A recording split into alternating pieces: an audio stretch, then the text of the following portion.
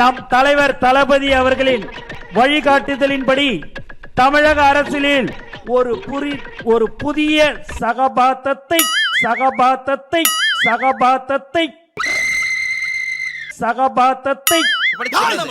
அடி பல்லகளெல்லாம் உடைச்சு படிக்க தெரிஞ்சா படி, தப்பு தப்பா படிச்சு அடி வாங்கி சாகாத சொல்லி. நான் ஜெயிச்சு வந்த பிறகு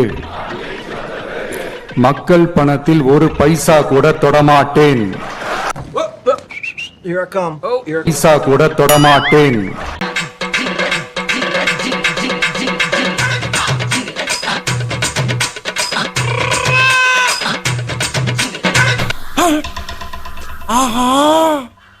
அவனா நீ?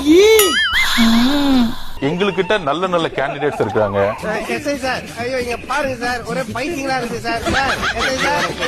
எதுவுமே எந்த கட்சிகளுடையும் நாங்கள் இதுவரைக்கும் எந்த பேச்சுவார்த்தையும் நடத்தவில்லை. அதுக்கான இன்ட்ரெஸ்ட் நாங்க காமிக்கல. அவரும் வராரு, அவர் தனியா வரல, கூட இவரையும் கூட்டு வராரு. இன்னும் பல பேர் வர போறாங்க, தகவல்லாம் வருது, எல்லாம் ரெடி.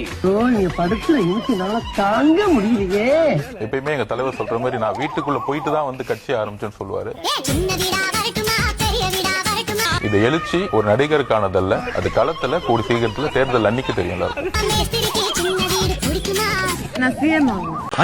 அங்க பாருங்க ஒரு வேஸ்ட் பீஸ் வருது. அடி வாங்கறதுன்னு அளவெடுத்து செஞ்ச மாதிரி இருக்கும். போய் வருவீங்கன்றதுக்காக வேலையெல்லாம் விட்டுட்டு வீட்டுக்குள்ளேயே உட்கார்ந்துட்டு இருக்கணுமா? அந்த ஜென்சி வாக்காளர்கள் தான் மிக முக்கியமான ஒரு ஃபோர்ஸ் அப்படின்றது எல்லாருக்குமே தெரிஞ்ச ஒரு விஷயம். போடுறான்.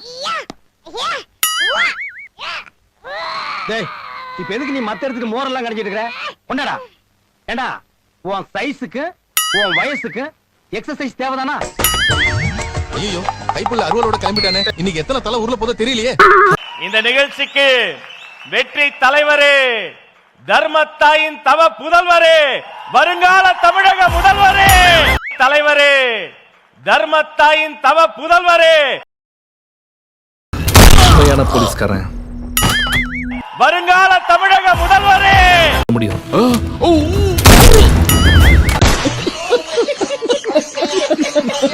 கட்சி ஆரம்பிச்சு கிட்டத்தட்ட ஒரு 3 வருஷத்துக்கு மேல ஆச்சு. இன்னமும் ஒரு கூச்சல் சத்தம் அடங்கின மாதிரியே எனக்கு தெரியல. ஆமாமா, தாவேக்க பெரிய கட்சி அதுக்கு அடுத்த மத்திய அரசு கொடுக்குது. அவங்க கிடக்கா லூசு பையன். அவங்க எல்லாம் லூசு தானே போயிட்டு கிடக்காங்க. விஜய்க்கெல்லாம் என்னப்பா செல்வாக்கு இருக்குது, கூட்டத்தை வச்சு சொல்றீங்களா? அதெல்லாம் வேடிக்கை பார்க்க வர்ற கூட்டம்ப்பா. கூட்டம் வந்துட்டா உடனே ஒரு பெரிய ஆளா? கூட்டம் ஓட்டா மாறிடுமா, ஓட்டு சீட்டா மாறிடுமா? அதெல்லாம் எப்படி மாறும்? அதெல்லாம் மாறாது. ஒத்துக்கிட மனசு இல்லனாலும் அதான் நேசம். இப்படி வன்மத்துல கேள்வி கேட்கறவங்களுக்கு நான் ஒன்னே ஒண்ணு சொல்றேன். அடுத்த வார்த்தை மறந்து போச்சு.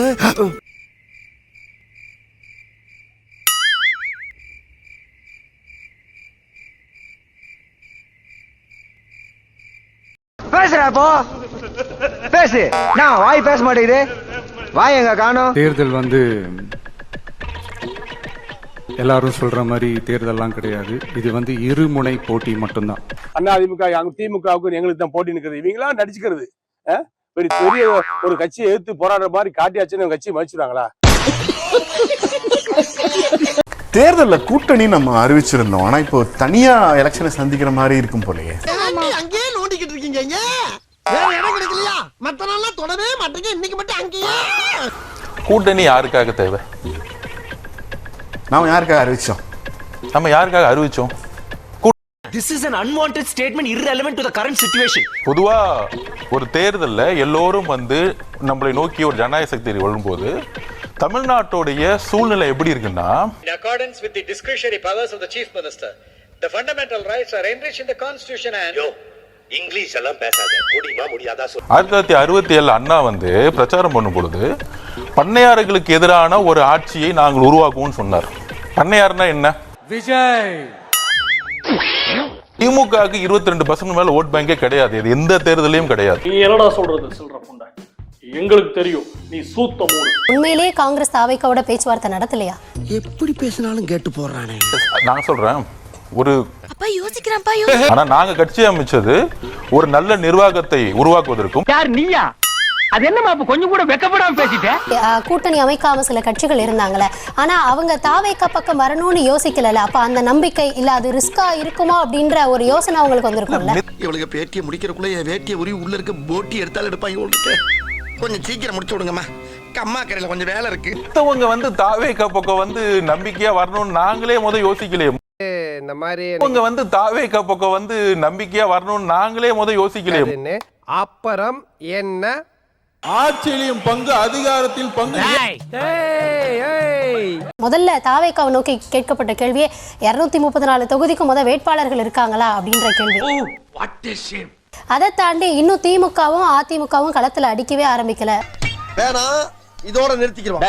என்னடா நிறுத்தது? இன்னும் ஆரம்பிக்கவே இல்ல. ஆரம்பிக்கிறதுக்கு முன்னால நிறுத்த முடியும். இதெல்லாம் தாண்டி வேட்பாளர் கண்டெஸ்ட் பண்ணணும், அதை தாண்டி வெற்றி பெறணும். இத்தனை சவால்கள் இருக்குல்ல, அதை எதிர்கொள்ள தாவேக்கா வியூகமா எப்படி ரெடியா இருக்கீங்க?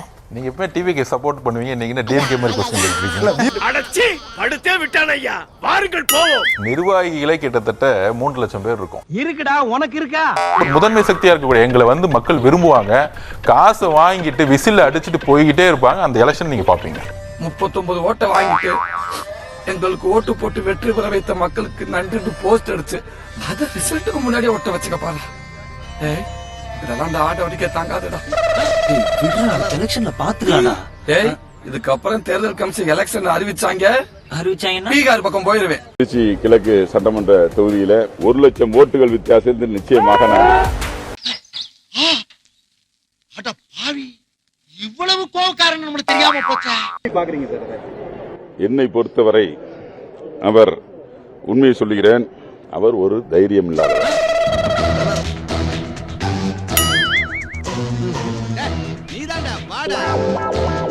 ஒரு கட்சியினுடைய தலைவர் 2 தொகுதிகளில் போட்டியிருக்கிறாரா? ஒரு தெம்பும் திராணியும் இருந்தால் அது பேர்ல மட்டும் தான் இருக்கு, பாடியில எதிர்பார்க்காத. பெரம்பூரை விட்டு விட்டு இங்க திருச்சி கிழக்குல என்னோட மோத சொல்லுங்கள். ஐயோ ஐயோ, வேணப்பா வேணப்பா, இந்த வேலையெல்லாம் வச்சுக்கலாப்பா. வாக்கு அதிகமா இருக்கு, அதை டார்கெட் பண்ணி தான் வராரு அப்படின்னு சொல்றாங்க. இன்னைக்கு சொல்லும்போது கூட ஜோசப் விஜய்ங்கிறத அழுத்தி அவர் வந்து சொல்றாரு. இப்ப நான் என்ன கிறிஸ்தவன் தானே? நான் ஆயிரு ரத்தம் வருதான்னு பார்த்தேன், வருது. நான் முஸ்லீம், ரத்தம் வருதான்னு பார்த்தேன், வருது. நான் கிறிஸ்தவன், ரத்தம் வருதான்னு பார்த்தேன். ஒரு கிறிஸ்தவன் என்ற ஒரு காரணத்திற்காக அவர் இங்கு வந்து நிற்பது எங்களுடைய திருச்சி கிழக்கு சட்டமன்ற உட்பட்ட கிறிஸ்தவர்களை ஏமாற்ற முடியாது. தமிழகம் முழுவதும் இருக்கக்கூடிய கிறிஸ்தவர்களை ஏமாற்ற முடியாது. ராஜதந்திரங்கள் அனைத்தும் வீணாகிவிட்டது. அது மட்டும் காரணம் அல்ல, அவர் ஒரு தைரியம் இல்லாத காரணத்தினால் இங்கு வந்து 2 தொகுதியை நிற்க வேண்டும் என்பதற்காக இங்கு நிற்கிறார். எப்படித்தான் கண்டுபிடிக்கிறாங்களோ? கட்சி ஆரம்பித்து இத்தனை நாட்கள் 2 வருடங்கள் ஆகிறது. கிறிஸ்தவர்களுக்காக இஸ்லாமியர்களுடைய பிரச்சனைகளை பற்றி ஒரு நாளாவது பேசியிருக்கிறாரா? இதுவரை வாய்மூடி மௌனமையாக பிஜேபியினுடைய பி டீமாக இருக்கிறார் என்பதுதான் இன்றைக்கு நிசப்தமான உண்மை. இதெல்லாம் சகஜமாப்பா. சொந்தமா பார்த்தா ராமநாதபுரம் இருக்கு பூர்வீகம், அங்க நிக்கல. ஆமாப்பா. சென்னை பனையூர்ல இருக்காரு, சோழிங்கநல்லூர் தொகுதியில வருது, சோழிங்கநல்லூர் நிக்கலாம், அங்க நிக்கல. ஆமா இல்லங்க 234 தொகுதியில எங்க வேணாலும் விஜய் நிக்கலாங்க. ஏன்னா திருமங்கலம் விஜய், திருப்பரங்குன்றம் விஜய், உசிலம்பட்டி விஜய். மதுரை மத்தி வேட்பாளர் விஜய், மதுரை தெற்கு வேட்பாளர் விஜய், மதுரை வடக்கு வேட்பாளர் விஜய், மேலூர் விஜய், சோழவந்தான் விஜய், திருப்பரங்குன்றம் விஜய், திருமங்கலம் விஜய், உசிலம்பட்டி விஜய். ஏயா கத்துற? நாயை விட நீ கத்துற கத்துல என்ன கோர்த்து விட்டு போயிருக்க? உண்மையிலே விஜய் அவர்களுக்கு உளமாற இந்த திமுகவை எதிர்க்கணும், நான் யாருன்னு காட்டணும், திமுகவுடைய அடக்குமுறை ஒடுக்குமுறைலாம் எதிர்க்கணும்னு ஆசை இருந்திருந்தா அப்படின்னா அந்த செந்தில் பாலாஜி வீழ்த்த நீங்க ஏன் கரூர்ல நிக்க கூடாது? அதாவது ரசாயன கெமிக்கல் என்னப்பா அது பெரிய தொல்லை. காலம் வராதப்பா. சரி சரி, இருக்கட்டும். மதசார்பற்ற சமூக நீதி, அம்பேத்கர் கொள்கை தலைவர், பெரியார் கொள்கை தலைவர். அது வந்து அந்த அம்மாவுக்கு ஞாபகமே இல்லையடா. இல்ல நீ மறக்கலாம், ஆனா நான் மறக்க மாட்டேன். பெரம்பூர்ல விஜய் சார்ந்திருக்கிற கிறிஸ்தவர்கள் அதிகம் என்பதனால பெரம்பூரும். ஓ அப்படியா? திருச்சி கிழக்கு சி ஜோசப் விஜய். மர்க்கா சொல்லு. C Joseph Vijay. ஓ நீ அப்படி வரியா? தமிழ்நாட்டிலேயே திருச்சி கிழக்கு தொகுதி தான் கிறிஸ்தவ வெள்ளாளர்கள் விஜய் சார்ந்த சமூகம் அதிகம் என்பதனாலும் பெரம்பூரும் கிழக்கும் பேச்சுவார்த்தையில் அடிபடுது. பயப்பிடிச்சிட்டான். எல்லாம் டெக்னாலஜி. அப்ப பெரம்பூர்லயும் கிழக்குலையும் நீங்க ரெண்டுலயும் நிக்க போறாரு, ரெண்டுல ஒண்ணுல நிக்க போறாருன்னா ஒன்னு சாதி, இன்னொன்னு மதம். எப்ப நீ ஃப்ராட் பண்ணி ஜெயிச்சிடலாம் நினைச்சியோ அப்பவே நீ தோத்துட்டடா. தம்மா துண்டு பிளேடு மேல நீ வச்ச நம்பிக்கைய உன் மேல வை. அப்ப சாதி மதத்தை பார்த்து தான் விஜய் நிப்பாருனா இவர் எப்படி மத சார்பற்ற சமூக நீதி? ஆஹா சூனா போனா ஒவ்வொருத்தர் இருக்க வேகத்தை பார்த்தோம்னா அவன் அருமை வறுமைக்கு ஆபத்து வந்துடும் போல் இருக்கடா. ரொம்ப கவனமா டீல் பண்ணி ஆட்டத்தை கலைச்சிடுறாசா. விஜய் அண்ணா பெரம்பூர் திருச்சி கிழக்குன்னு 2 தொகுதியில நிக்க போறாரு. கண்ணா 2 லட்டு திங்க ஆசையா. கான்பிடென்ட்டா இருங்க, வெற்றி நிச்சயம்னு கட்சிக்காரனுங்களுக்கு எல்லாம் சொல்லிட்டு இப்படி அநியாயத்துக்கு பயந்து போய் 2 தொகுதியில நிக்கிறிய பயப்பரியா குமார்? தனிப்பட்ட வாழ்க்கையா இருக்கட்டும், அரசியல் வாழ்க்கையா இருக்கட்டும், அண்ணனால 2 இல்லாம இருக்கவே முடியாது போல. கரெக்ட் தான், கரெக்ட் தான். பெரம்பூர் திருச்சி, சங்கீதா த்ரிஷா. டேய் நீ என்னடா கீழே உட்காந்து நிக்கிற? இப்படி கீழே உட்காந்துக்கடா அந்த கூவிட்டு ஏண்டா எங்க தலைவர ஆட்சியை பிடிப்பாரு, ஆட்டைய போடுவாருன்னு இப்படி வசனமா பேசிட்டு இருக்கியடா. ஒன்னையும் வெற்றிக்கு ஓனக்க வச்சிட்டாங்களா? சரி சரி, இதுக்கப்புறம் அந்த வாய் ஏன பேசாம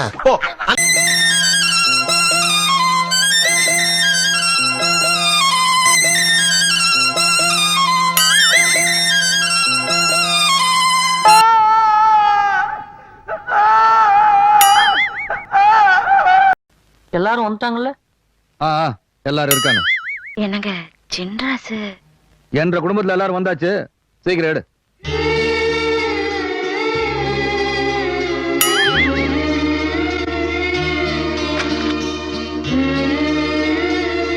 எங்க அம்மா எவ்வளவு சொல்லிச்சு, அவங்க கூட எல்லாம் சேராத எல்லாம் என்ன சொல்லணும். இது எப்படி தெரியுமா இருக்குது அண்ணா? நீ கேள.